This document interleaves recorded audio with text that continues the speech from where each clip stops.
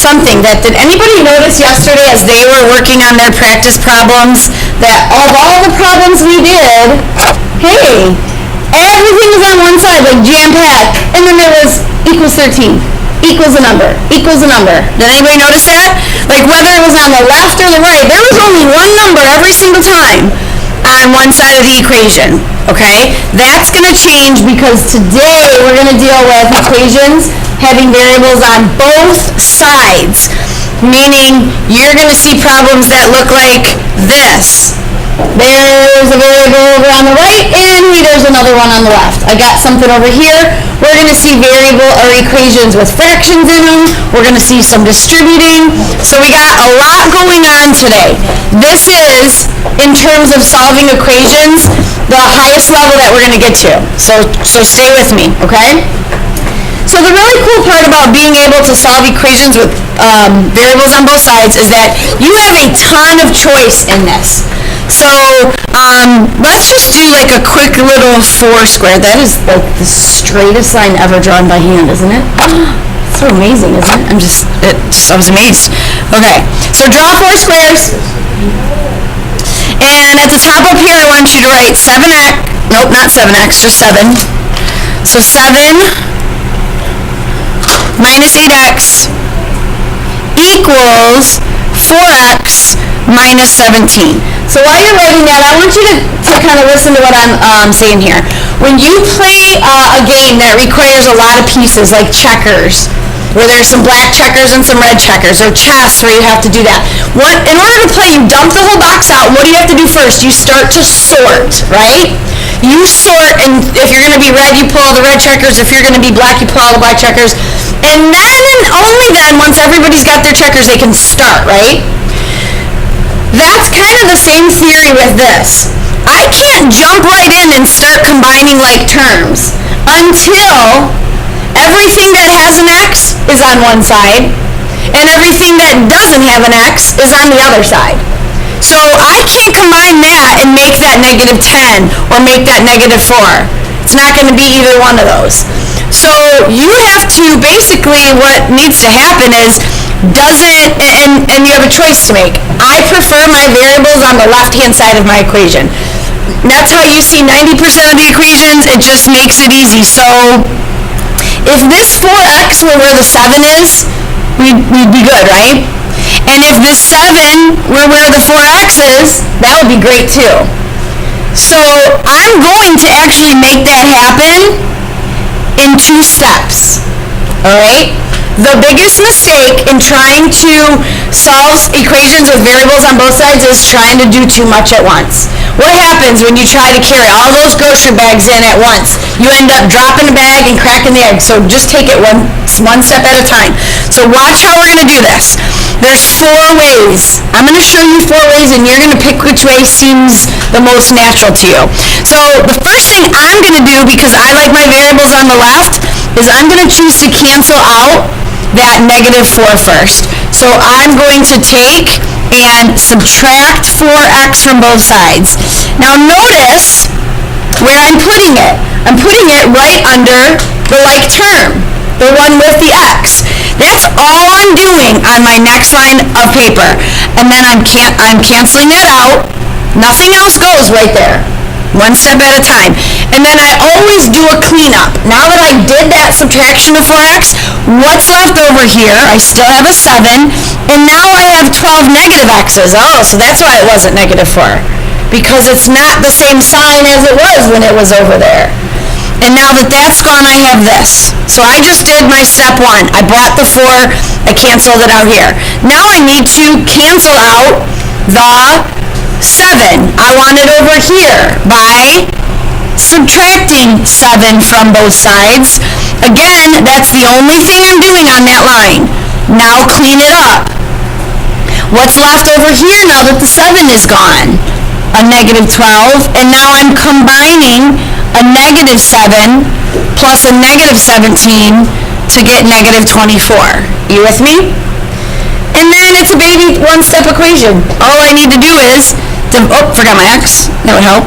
So now all I'm going to do is divide by the coefficient and I get my answer. So x is equal to positive 2. Don't forget to divide by that negative, okay? You're like, that seems pretty easy. How on earth could there be 3 more ways to do that? Well, let me show you. So 7 minus 8x is equal to 4x minus 17. So let's say this person still wants their variable on the left, but they just chose to cancel out the constant first. So they're starting by getting rid of the 7 first. Can you do that? And the reason I'm showing you this is because as you're working with somebody, if you go to do it this way and your friend goes to do it this way, don't just assume they're wrong. They're not doing it wrong, they're just doing it different. Okay, let me show you that you'll both, if you do it correctly, should get to the same answer. Good so far? So over here I got rid of the 4x first and then the 7. Here I'm just doing the 7, and now I'm going to do the 4x. Do I still end up with negative 12x equaling negative 24? And then dividing, yeah, I still get my same answer of x equals 2. I just got there a different way. It's like when we walk to school, sometimes we take one way, sometimes we take another. As long as we get here, right? Okay, so the other option would be starting with the exact same equation. There are people who, I don't know why, for some reason my mind doesn't let me do it this way. There are people who don't mind the variable being on the right-hand side. So if that's the case, instead of subtracting the 4x, what would they do? They would add an 8x. This is all just getting comfortable learning about solving equations. So they would cancel it from here, and they'd be left with 12x minus 17. And right away when somebody does this, you know what they say? Can't do it that way, because you're going to get a different answer. You're going to get the opposite sign. And I say, what makes you think that? And they say, well, because your 12x was supposed to be negative. It's positive. And then I say, wait, let me finish, because watch. What do I have to do next? Now I got to get the number over here, so I'm going to add 17 and add 17, and what happens now? I have 12x over here, but now I have a positive 24. So I kind of just want you to see up here I have negative 12x equals negative 24, which is positive. Over here I just have positive 12x equals positive 24.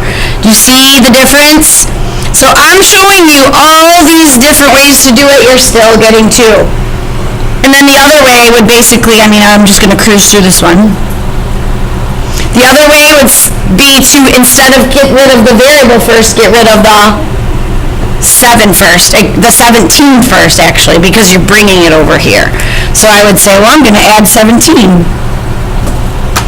And that's going to leave me with 24 minus 8x equals 4x. And now I need to get this 8 over here if you choose to have them on the right-hand side, which is going to mean I add 8x. I'm doing the same thing, just in a different order. And that leaves you with 24. There's your 12x, and you get the same answer, okay? All right, so you have 4 options of how you want to solve that equation. So, in a minute, I'll have you think of, when you start to do your first problem like this, which of these ways kind of speaks to you? Which one makes the most sense for you? Do you like your variables on the left? Do you like to cancel your... I asked kids to raise their hand, and they said half of them did it this way, the other half did them this way, whatever. So you get to choose, okay? All right, so the second type of example I'm going to show you is, you also have a choice in this one. So if I were to take 9x minus 5, have that set equal to 1/4 times 16x plus 60,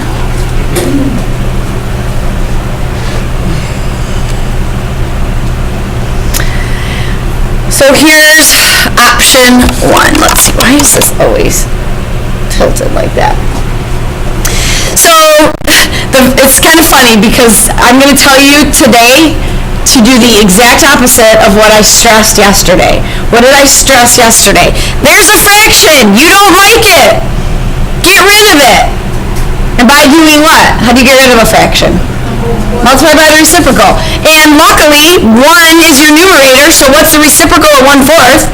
Just 4. So let's multiply this side by 4 and this side by 4. This is option 1. I'm going to let you choose. So be careful, because multiplying this whole side by 4 does not mean you are distributing that 4. It means that the 4 canceled with the 1/4, which is why you did it. So what's left over here? That whole thing. Okay? What's left over here? A 36x minus 20. And now, does that equation look exactly like the one we just did a minute ago? Go ahead, try to solve it. I want you to kind of see which way kind of jumps out at you to do. Which of those 4 options? So take a minute to kind of work through that.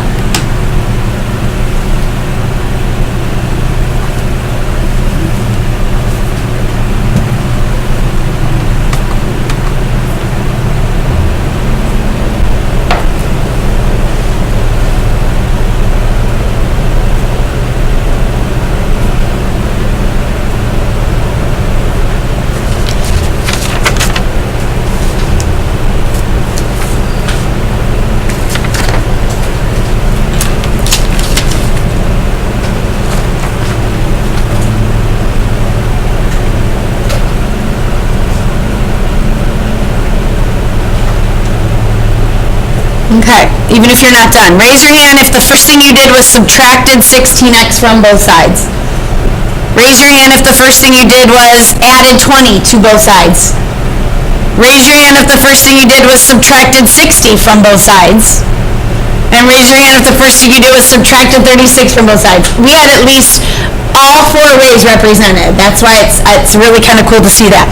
So I'm going to go the way that I like doing that. I'm just kind of comfortable with canceling this out first. So that's going to give me 20x minus 20 equals 60. And then I'm going to add 20 to both sides. And that's going to give me 20x equals 80. Okay? So did everybody get 4? Regardless of how you did it, did you get 4? Good, okay? I'm going to show you another way. And I know what you were like. Did you divide it wrong? Okay. So, and you know your zeros can cancel. It goes into 2. So, or 2 goes into 8. Now, every now and then, a problem will come along where I look at the fraction that they're asking me to distribute, and it's not so bad. Do you know when your numerator is 1, that taking 1/4 of something means just what? It means dividing by 4, right? So if I were to have a candy bar and take 1/4 of it, I'd break it into 4 pieces, and each represents a 4th. Hey, and it's even better when the numbers that you're trying to take a 4th of are divisible by 4. So what I'm saying in this case is, would it be so horrible to go ahead and distribute that 1/4 here? No. Remember that problem I had you do before where you distributed a 5 halves and you had some crazy looking fractions? No, I wouldn't do it then. But this one, I might, because now look, I can keep this 9x minus 5. What's a 4th of 16x? What's a 4th of 60? 15 times 4 is 60. And now I have a smaller version of this problem up here. Do you see? But you had to be able to see that first, and it doesn't work all the time. Let me try it a different way. When I solve them, I'm going to be trying to solve them all 4 different ways, to not just to give everybody that opportunity. So this gives me 4x plus 20. Do you think I'm still going to get 4? Yeah. If you don't, then you did something wrong. Minus 4x, there's your 5x, equals 20, and you still get it. So I'm showing you this because there are so many ways that you could do this, okay? All right, last set of notes. So let's talk about this. Of the problems we've done so far, how many solutions worked?